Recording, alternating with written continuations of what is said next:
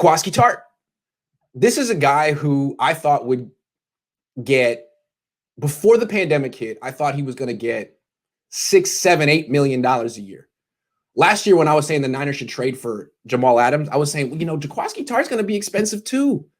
He's already making $6 million a year. He's a good player. He's going to get a raise because the cap goes up and his rate is going to go up.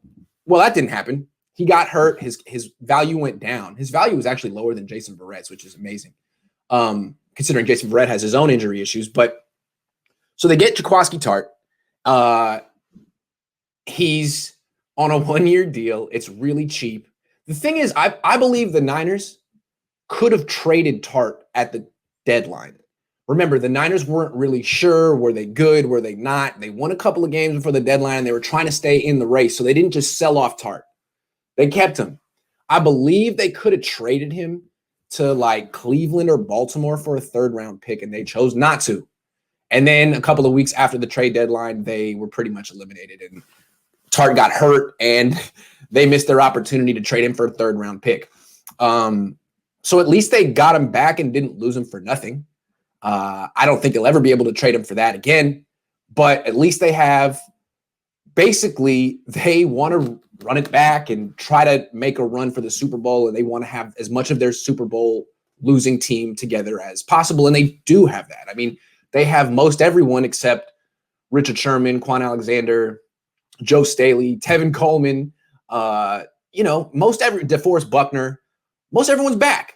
And that includes Jaquiski Tartt. Just like K'Wan Williams, do you really expect Tartt to play more than 8 games in a year? Maybe not.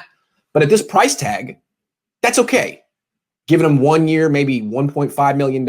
If he plays 8 games, well, then he was cheaper than what you paid him for 8 games last year.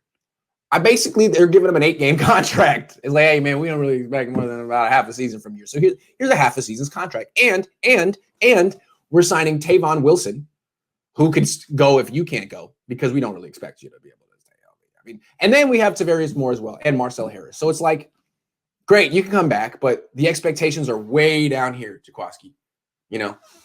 We like you when you're here. We don't expect you to be here very much, but come on back, especially since, it seemed like the Niners didn't really expect him to come back. It's like they didn't offer him much. They signed Tavon Wilson for a veteran minimum deal. It's like, hey, Jaquiski, please go get a better deal. You ever have an employer be like, I really want you to get a new deal. I want you to go out. I'll give you a recommendation. Come on, man. There's no growth opportunity for you here, but I love you. And so you call around and get a new job, and it's like, okay, I can tell you don't like me. Not that I've ever had this happen to me personally. Not that I haven't had it happen to me personally, but you know what I'm saying? Like, hey, come on, go get a new job. I'll give you a recommendation. That's what it seemed like the Niners were doing with Tartt. Like, oh yeah, go to the Jets. Call up Robert and be like, hey, we like him when he plays. But no one wanted him. So the Niners were like, all right, well, we didn't think you'd even be interested in a 1 year, 1 point something deal. But hey, if you want it, come on back. And Tartt's like, yeah, great. So that worked out. Another player the Niners didn't probably expect to have next year, their mission is to run it back and recreate what they had 2 years ago, because that's anyway. And this allows them to do it. They actually probably, if that was their goal, to bring back as many of their own free agents as possible, they probably did better than they expected at their goal. So this is a positive development. Good for the 49ers and good for Jaquiski Tartt for at least, where was he going to go? He might have gone to some worse team where he'd have to compete for a starting job. At least he gets to stay a starter on a good defense. That's good for him.